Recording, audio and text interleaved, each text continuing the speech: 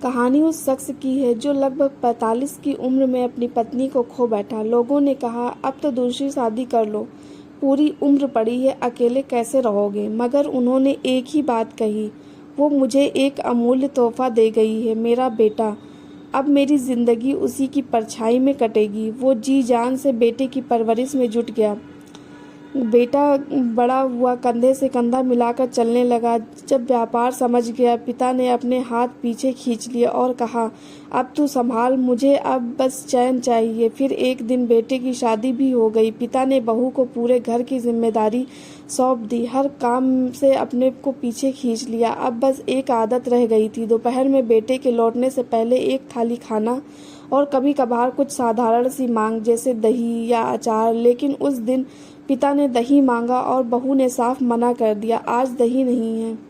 पिताजी ने चुपचाप खाना खत्म किया, कुछ नहीं कहा और रोज की तरह ऑफिस निकल गए। लेकिन इस बार बेटे ने भी सब सुना और जब वो खुद खाने बैठा तो उसकी थाली में एक कटोरी दही थी जो बहू ने खुद परोसी थी। बेटा चुप रहा, मगर दिल के भीतर कुछ हिल गया था। कुछ दिन बाद बेटे ने पिता से कहा, पापा कल आपको कोर्ट चलना है। पिता ने चौंक कर पूछा, कोर्ट क्यों?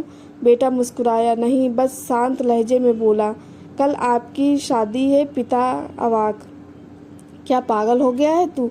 ना मुझे पत्नी चाहिए ना तुझे माँ, क्या ज़रूरत है इस नाटक की? बेटा बोला, बिल्कुल सही कहा आपने, मुझे माँ की ज़रूरत नहीं, क्योंकि आप ही मेरी माँ भी बनकर खड़े रहें। और आपको पत्नी की ज़रूरत नहीं, क्योंकि आप अकेले ही दोनों किरदार निभा चुके।